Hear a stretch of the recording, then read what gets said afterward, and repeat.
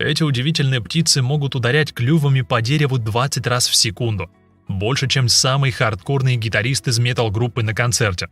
Обычно они весят меньше 500 граммов, но могут выкроить идеально круглое и весьма просторное гнездо всего за пару дней. Череп дятлов перераспределяет воздействие ударов по всему телу, поэтому у них никогда не бывает головной боли от работы.